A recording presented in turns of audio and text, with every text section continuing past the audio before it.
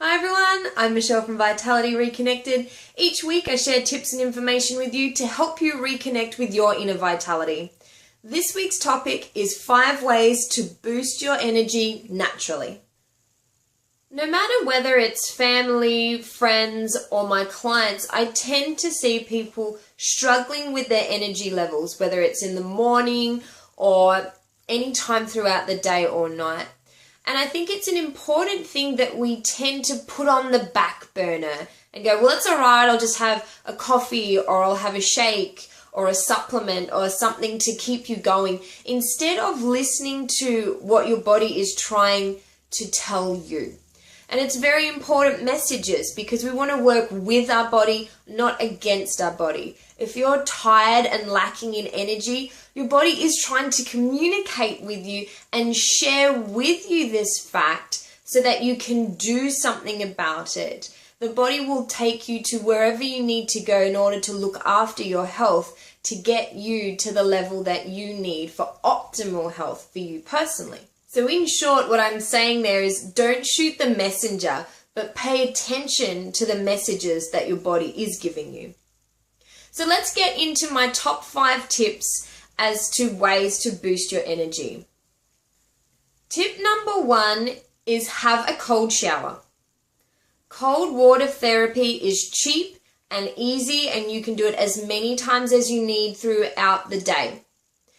Funnily enough, the more you go, oh, I couldn't be in a cold shower, the more you really need it.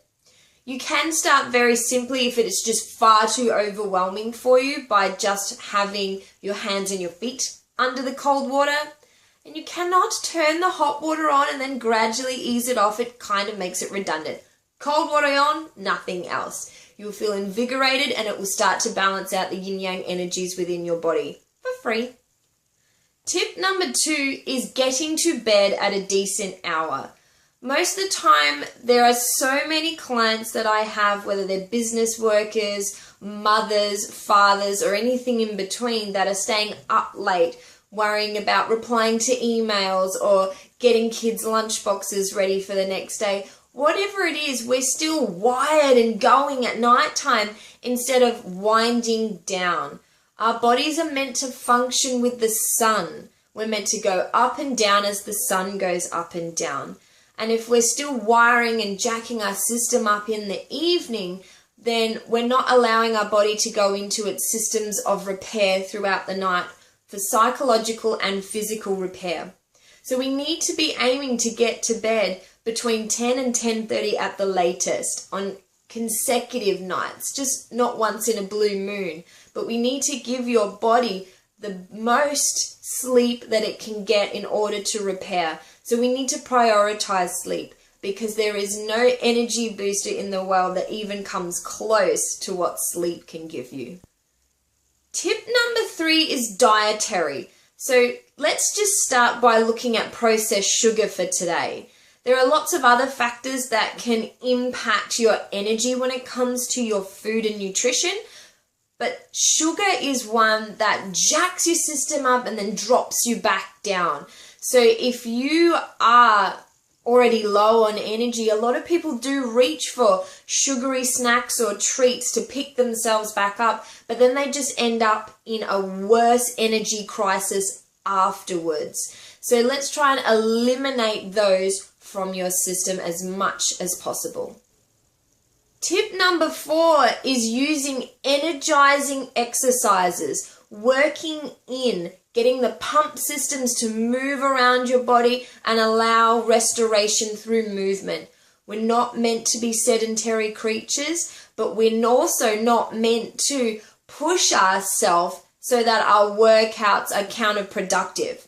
So working in, let's get some energy flow in, and it could be simple things like some yoga, tai chi, zone exercises, stretching. There's so many ways that you can gain energy back into the body by doing movement.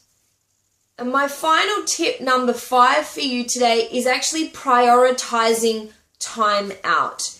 If you are already run down and lacking in energy and seeking all sorts of stimulants to keep your system going, then you're already in an energy crisis within your body. We tend to not prioritize having time out. It might be as simple as stopping and reading a book for 5 minutes or having a 10-minute nap.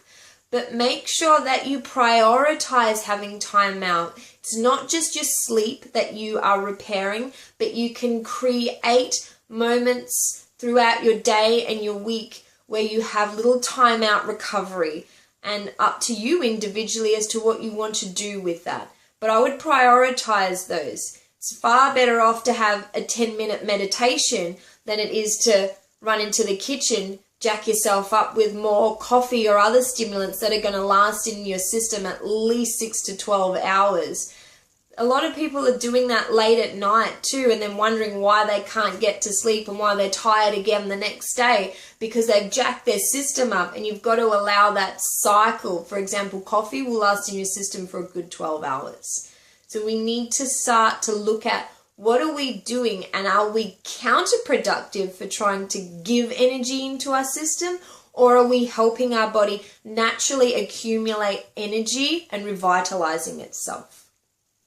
So question of the day, which of these tips will help you out the most personally and why?